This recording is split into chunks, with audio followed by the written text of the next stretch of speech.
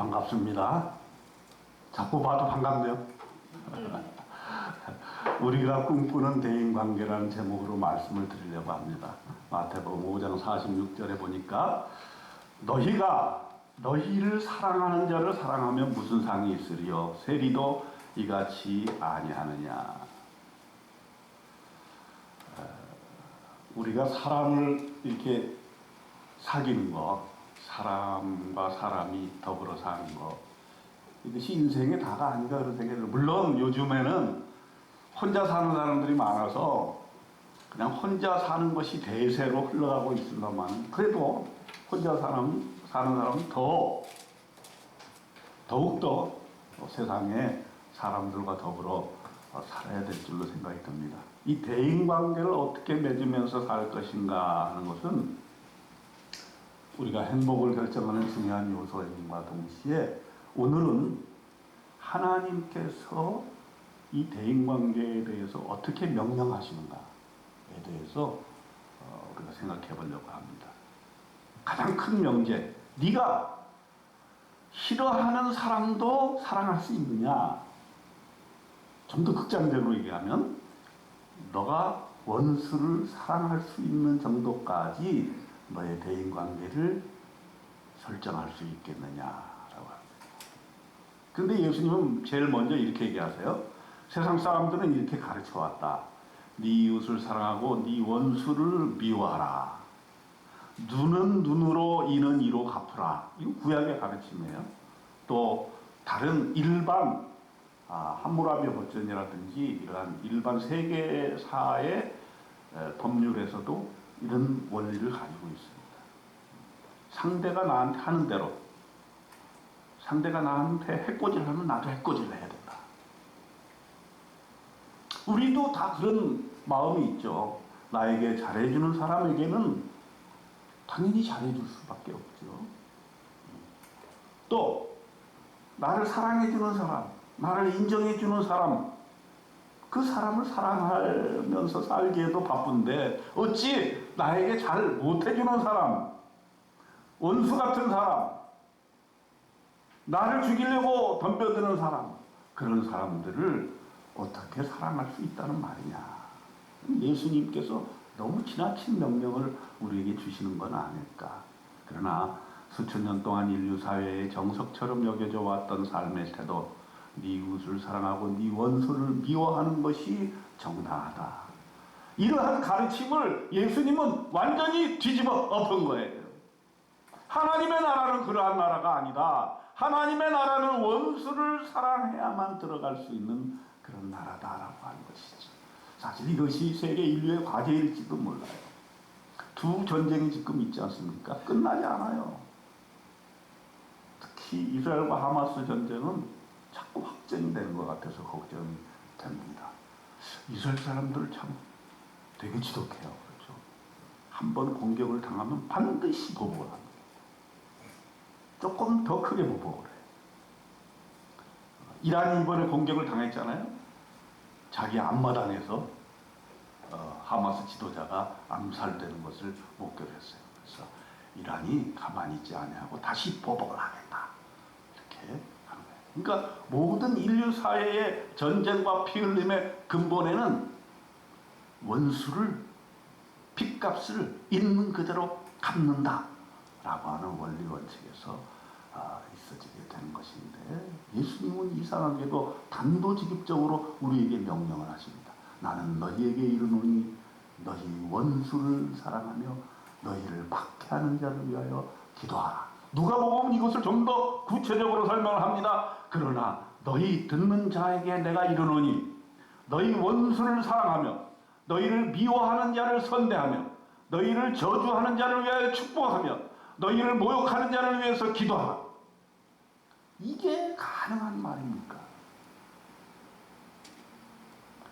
나를 미워하는 자를 내가 선대를 하다니, 너는 나를 미워하지만 나는 너에게 선으로 갚는다. 야, 그 말은 뭐 대단한 것 같은데 이게 실천하기가 쉽지 않지 않습니까? 나를 저주하는 자, 아무 이유 없이 나를 미워하고 저주하고 뒷담화하고 나를 해치려고 하는 사람, 이런 사람들은 내가 그냥 둘 수 없잖아요. 꿈에도 생각이 나는 거예요. 이걸 내가 어떻게 갚아야 되나. 심지어는 나를 모욕하는 자를 위하여 기도하라. 예수님이 왜 이렇게 얘기하실까? 아니들 말입니다. 이게 어떻게 인간으로 가능한 말입니까? 나를 저주하고 악담을 퍼붓고 뒷담화를 일삼는 그들을 내가 어떻게 가만히 두라뇨? 그건 예수님이니까 할 수 있는 것이지. 어찌 우리에게 그런 것을 요구하신다는 말입니까? 인간의 성정을 가지고 어떻게 이런 일이 가능하다는 말입니까? 저는 못합니다. 이렇게 여러분 마음속에는 생각이 드실지 모르겠습니다. 근데 예수님은 더 나아가서 이렇게까지 얘기를 하셨어요. 너희 뺨을 치는 자에게 젖방도 돌려대며 네 겉옷을 뺏는 자에게 속옷도 거절하지 말라. 너에게 구하는 자에게 주며 너에게 있는 것 가져가는 자에게 다시 달라 하지 말며 남에게 대접을 받고자 하는 대로 너희도 남을 대접하지 말라. 대접하라. 그러면서 누가복음 6장 35절에는 아무것도 바라지 말고 꾸어주라. 이것도 참 우리의 인간관계의 정곡을 찌르는 말이 아닌가 그렇게 생각이 듭니다. 우리가 사람을 사귈 때 나한테 이익이 되느냐 안 되느냐 이게 대인관계의 기초가 되는 것이 사실입니다. 근데 나한테 이익이 되면 그 사람을 좋아하는 거고 그 사람이 가까이 가는 거죠. 그런데 나한테 해가 된다. 저 사람 사귀면 내가 나한테 소외가 될 것 같다. 그러면 당장 그 사람을 떠나게 되는 것이죠. 그게 우리 세상 사는 사람들의 일반적인 생각이죠. 그런데 예수 믿는 사람은 그래서는 안 된다는 거예요. 참 예수님께서 너무 지독한 명령을 우리에게 해주신 것 같습니다. 너에게 유익이 되느냐 안 되느냐, 너한테 이익이 되느냐 안 되느냐, 이것을 따지지 말고 그 사람을 있는 그대로 사랑하라. 제가 이 설교 준비하면서 한번 생각해 봤어요. 나는 대인관계를 어떻게 갖고 있는가. 야, 저 사람이 나한테 이익이 되니까 그 사람하고 좀 가까이 지냈으면 좋겠다. 이런가? 아니면 내가 저 사람을 사랑하고 저 사람을 가까이 하라는 것이 정말 하나님의 사랑으로, 예수님의 사랑으로 내가 그를 나의 친구로 받아들이고 있는가?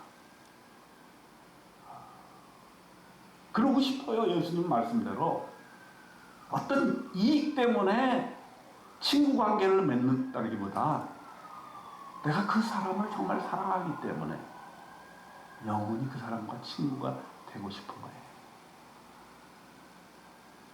여러분과 저와의 관계도 마찬가지라고 생각이 듭니다.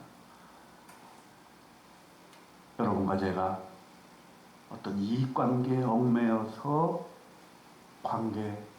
대인관계를 설정하고 살아나가는 것이 아니라 나와 여러분은 하나님의 사랑으로서 묶여져 있기 때문에 어떠한 이익관계가 없다 할지라도 혹은 손해가 난다 할지라도 그 사람을 내가 끝까지 사랑할 수 있느냐. 저는 그게 목회의 근본이라고 생각이 들어요. 우리 성도님들을 내가 사랑하는데 나의 어떤 유익 때문에 사랑하는 것이 아니고 그가 나에게 해가 된다 할지라도 끝까지 그를 사랑할 수 있겠느냐라고 하는 것은 우리 목회자들이 가지고 있는 성도를 대하는 태도가 돼야 되지 않겠느냐, 이런 생각을 해봅니다. 예수님이 명령하셨는데 예수님이 정말 우리에게 이것이 가능하다고 생각하기 때문에 명령을 하신 것일까? 그러면서 저는 그걸 생각해 봤어요. 지난번에 우리가 우리 지방에서 임원들이 손양원 목사님 그 순교 기념관을 한번 찾아간 적이 있는데, 우리가 이제 원수사랑 얘기할 때 손양원 목사님을 많이 생각합니다. 이분은 공산군에 의해서 사실 나중에 처형을 당해 순교하신 분이잖아요. 근데 그 이전에 일제시대 때는 신사참배를 거부해가지고 감옥에 가셨었어요. 그래서 사실은 그 주기철 목사님하고 손양원 목사님이 사실 우리 기독교에 있어서 상당히 존경받는 분 중에 하나인데, 공산당과 관련해서는 그의 두 아들이 죽임을 당했잖아요. 그런데 이 손양원 목사님은 그 자기 아들을 죽인 그 사람을, 그 원수 같은 사람을 용서할 뿐만 아니라 그거를 양자로 삼아가지고 키웠단 말이에요. 그러니까 아마 이 손양원 목사님은 이 원수를 사랑하라는 예수님의 말씀을 자기 인생에서, 자기의 목회 현장에서 실천하고 싶었던 것이죠. 적어도 믿는 사람이라면 이 정도의 원수 사랑은 해야 된다. 그게 공산주의의 문제든, 그게 일제의 문제든, 그 원수 같은 사람들도 보듬어 안아야 된다라고 하는 것이죠. 그러나 그럼에도 불구하고 우리는 참으로 이 명령이 어렵다 하는 것을 느끼게 됩니다. 과연 우리가 나를 싫어하는 사람을 사랑할 수 있는가, 그를 포용할 수 있는가라고 하는 것은 우리 믿는 자들의 가장 큰 과제 중에 하나다. 그래서 그런지 몰라도 예수님께서는 두 가지 선물을 주셨어요. 너네가 사랑하는 사람만 사랑하지 말고 원수 같은 사람도 사랑하게 되면 두 가지 선물을 내가 준다. 첫째는 뭐냐? 하나님의 자녀의 권세를 준다. 이같이 한즉 하늘에 계신 너의 아버지의 아들이 되리니 이는 하나님이 그 해를 악인과 선인에게 비춰주시며 비를 의로운 자와 불의한 자에게 내려주십니다. 우리가 내가 나를 좋아하는 사람만 좋아할 뿐만 아니라 나를 싫어하는 사람도 싫어하게 될 때 그것이 바로 네가 예수 믿는 사람이다라는 자격증을 주신다는 거예요. 왜냐? 예수님께서 말씀하셨지만 좋아하는 사람만 좋아하는 건 누가 못하냐? 어린아이도 다 한다 이거야. 세상 사람들도 다 한다 이거야. 좋아하는 사람, 나를 인정해주는 사람은 내가 다 받아들이고 사랑하고 좋아할 수 있어. 그러나 나를 반대하는 사람, 나를 해코지하는 사람, 나를 공격하는 사람, 아무 이유 없이 나를 저주하는 사람이 있단 말이에요. 여러분 있어요? 그런 사람이 있더라고요. 자기한테 아무런 손해도 없는데 괜시리 나를 미워해. 그런 사람들이 있어요. 물론 나름 사정이 있겠지요.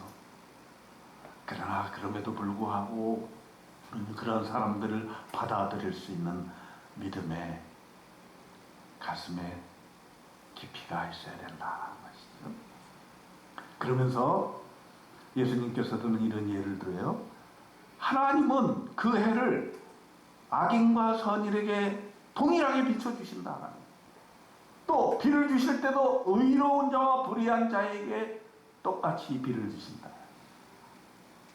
여러분, 제가 새벽기도 마치고 아침 햇살을 쬐는 것이 요즘 취미생활이 됐어요. 아침 햇살을 쬐면은 그렇게 좋더라고요.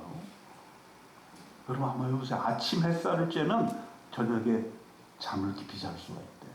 왜냐하면 아침 햇살이 비타민 D를 가장 많이 생성을 시켜준대요. 그래서 사람의 신체의 원리가 아침에 딱 일어나면 햇살을 받아야 된대요. 햇살. 오후에 막 타온 햇살은 자외선이 많아서 여러분 얼굴에 김이 끼니까 하지 마시고 아침 햇살은 한번 받아보세요. 근데 생각해보세요. 아침 햇살 하나님이 주시는데 내가 좋아하는 사람에게만 쫙 빛이 비쳐요. 그리고 내가 싫어하는 사람은 햇살이 없고 어두컴컴해.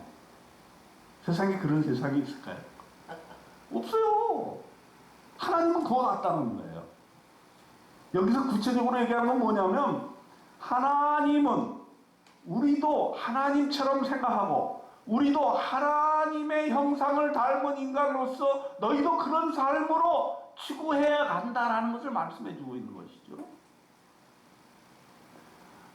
비를 내려줄 때도 자기가 좋아하는 사람들 밭에만 비를 쭉 내려줘서 식물이 막 성장하고, 똑같은 비를 내가 싫어하는 사람들 밭에는 안 내려주는 거예요. 어떻게 그런 하나님이 있을 수 있을까요? 없지요. 그것과 같다는 거예요. 그렇기 때문에 우리가 대상으로 삼는 사람들 중에 내가 좋아하는 사람이 있을 수 있어요. 내가 싫어하는 사람이 있을 수 있어요. 그럼에도 불구하고 우리 믿는 자들은 내가 싫어하는 사람까지도 사랑할 수 있는 능력이 있느냐? 예수님께서 그것을 묻는 것이고, 그것이 너와 하나님의 자녀와 하나님의 자녀가 아닌 사람이 구분되는 지점이다. 내가 교회 다닌다, 예수를 믿는다, 하나님의 자녀라고 하면서도 아직도 싫어하는 사람은 에이 몰라, 너나 잘 먹고 잘 살아라 이러고 만나지도 않고 화해하지도 않고 원수 삼기를 매일매일 우리가 행한다면 그건 하나님의 자격이라고, 하나님의 자녀의 자격이라고 볼 수가 없는 것이다 라는 거예요. 하나님의 자녀가 되는 그러한 마땅한 권리와 권세를 너희에게 주는데 네가 원수까지도 사랑하는 그런 모습을 좀 보여주면 안 되겠니? 라고 예수님께서 우리에게 말씀하고 계신 것입니다. 네. 그러므로 여러분들은 교회 다닌다고 얘기하면은 조금 자기한테 못해주는 사람에게도 사랑의 손길을 뻗으시고 베품의 손길을 뻗어주시기를 간곡히 당부드립니다. 네. 두 번째 선물은 뭐냐면 누가복음 6장 38절에 이렇게 말씀하셨어요. 주라, 그리하면 너에게 줄 것이니. 무슨 말이냐면은 자기가 싫어하는 사람에게 더 주라 이런 거예요. 더 배려해주고 더, 아, 저 사람이 왜 그럴까? 분명히 이유가 있을 거야. 그에게 뭔가 하나님께서 나를 통해서 필요를 채워주시고자 하는 특별한 목적이 있을 거야 라고 생각하면 좋겠다는 것이죠. 주라, 그리하면 너희에게 줄 것이니 곧 후히 되어 누르고 흔들어 넘치도록 하여 너희에게 안겨주리라. 야, 이 악한 사람에게, 내가 싫어하는 사람에게 베풀고 기도하고 그를 축복하고 이렇게 하면 이거는 제정신이 아닌 사람인 거죠. 이거 예수 믿는 사람 아니면 이렇게 할 수 없는 사람이요. 근데 그렇게 하게 되면 너네가 하기 쉽지 않다는 걸 내가 안다. 그러나 그렇게 하기만 하면 또 막 퍼져. 미운 사람에게 더 퍼져. 그렇게 되면 후이대 그게 나한테 돌아온다. 누르고 흔들어서 넘치도록 너에게 안겨주리라. 야, 이게 마태복음은 이게 없어요. 누가복음은 조금 더 설명하는 거야. 마태복음 가지고는 제자들이 이해를 못하는 거야. 아니, 나를 미워하는 사람은 내가 왜 사랑해야 됩니까? 보통 사람들이 하는 말이잖아요. 누가복음은 좀 더 구체적으로 얘기해요. 주라, 주라, 이유 없이 주라, 바라지 말고 주라, 아무것도 바라지 말고 주라, 너한테 유익이 된다고 생각하지 말고 주라. 그러니 거저 받았으니 거저 주라 라는 예수님의 말씀과 상통하지 않습니까? 예수님의 말씀은 일관성이 있어요. 우리가 우리 교회를 창립할 때부터 예수님께서 거저 받았으니 거저 주라는 말씀을 주셨는데 우리가 잘 이해하지 못하고 그냥 저게 예수님의 말씀이니까 그런가 보다 그러고 지금 16년 한 10여 년 이렇게 했잖아요. 그런데도 불구하고 우리가 주게 되면 이런 일들의 기적이 일어난다는 거예요. 나는 어렴풋이 그런 기적을 느껴요. 우리 교회가 주는 교회로 소문이 났어요. 우리 동기들도 보면은, 아니, 이 교회는 뭐가 있길래 오면 계속 준다는 거예요. 우리 목사님도 여기 독서 모임 때 와서, 아니, 이 교회는 무슨 교회가, 아니, 올 때마다 넘치게 이렇게 주느냐. 근데 저는 뭐 그렇게 대단한 뭐 기적이라고 생각을 않지만은, 그 참 놀라운 일 중에 하나는 뭐냐면, 주고 또 주는데도 계속 쌓여. 그 뭐 내가 달라 그런 적이 없어요. 언제는 내가 우리 기부 좀 해주세요. 아, 우리 뭐 누구 좋아야 되니까 뭐 해주세요. 이렇게 말한 적이 한 번도 없습니다. 그런데 그런 걸 또 귀신같이 아는 사람들이 있어. 응? 전혀 우리랑 상관도 없는 사람들이, 어떤 제품을 만드는 사람들은 제품을 만들고 그거를 기부하고 이걸 좀 나눠주십시오. 이렇게. 그러면 우리는 뭐 어떻게 해요? 우리는 줄 것 없고 할 수 있는 건 새벽마다 그를 위해서 기도하고, 좀 장사 좀 잘 되게 해주세요. 그 제품 좀 잘 팔리게 도와주세요. 그 사업이 잘 되게 길 열어주시옵소서.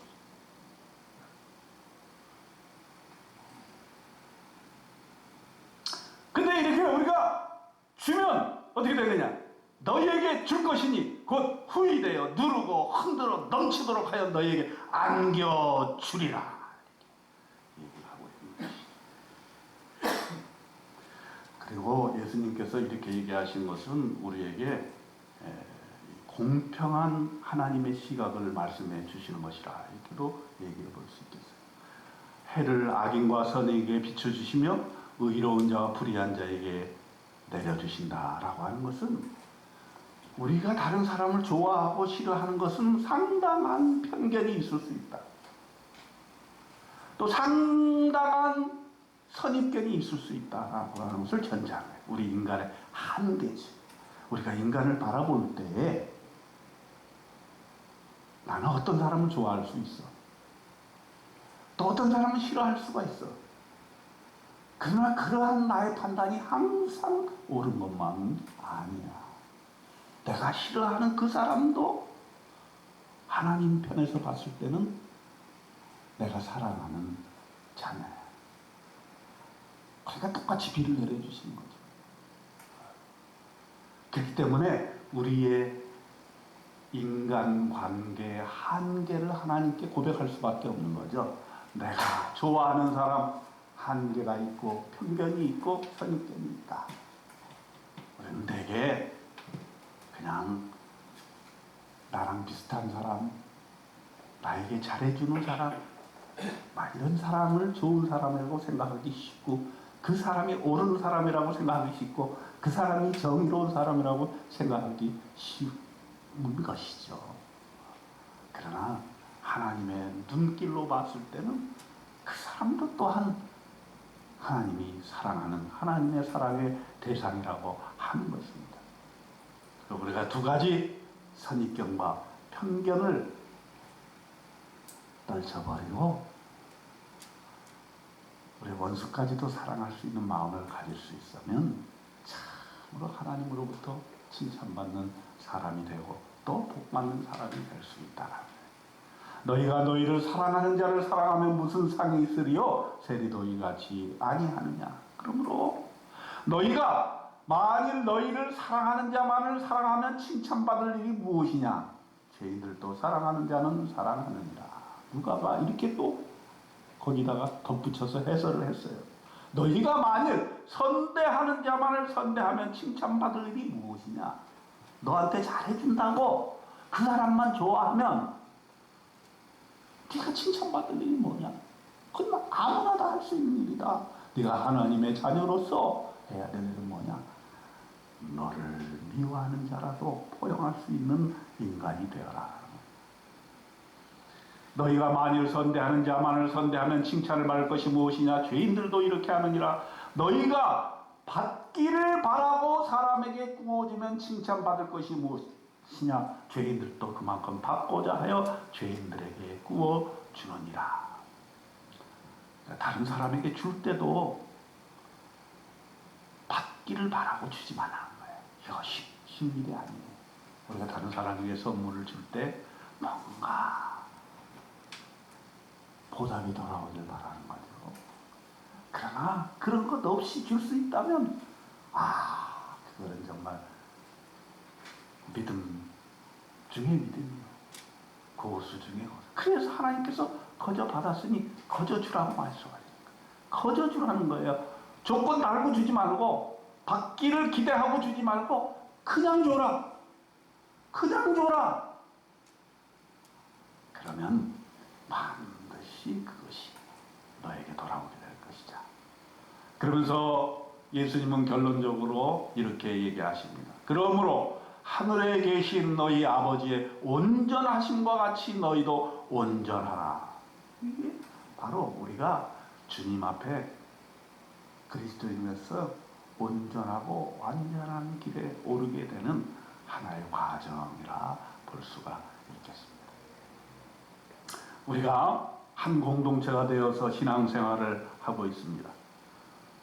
이런 대인관계를 한번 꿈꿔보는 거죠. 사랑하는 자, 더 깊이 사랑하면서도 동시에 내가 눈밖에 나 있는 사람, 미워하는 사람,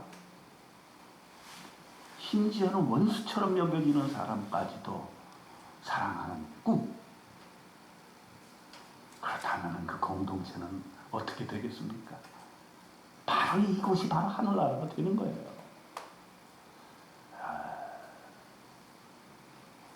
나는 그 꿈이 이루어진다고 봐요. 우리 교회에서. 다른 교회 실정은 내가 잘 모르겠어요. 그러나 우리 교회에서는 내가 사랑하는 사람도 사랑하지만 내가 조금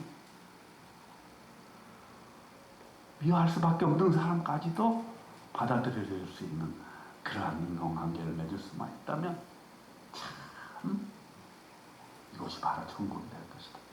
내게 유익이 될 때만 사랑하고 손해가 되면 바로 떠나는 관계가 아니라 주 안에서 끝까지 서로 사랑하는 관계를 만들어 간다면 또 너는 그런 사람이야 라고 하는 선입견, 너는 그럴 수밖에 없어 라고 하는 편견, 이런 것을 배제해버리고 있는 그대로 하나님의 눈으로 그 사람을 바라보고 공평하게 사랑할 수 있는 사람. 여러분,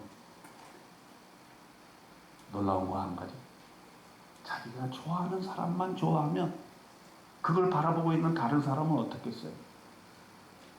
삐집니다. 삐져. 예를 들어서 내가 목회자로서 어떤 한 성도만을 좋다고 맨날 이렇게 얘기한다면 나머지 성도들은 뭐가 됩니까? 안 되는 것이죠. 하나님 안에서 공평하게 사랑하고 공평하게 베풀어 줄 때, 참 그것이 그리스도의 사랑이 갖는 큰 힘이라고 생각이 듭니다.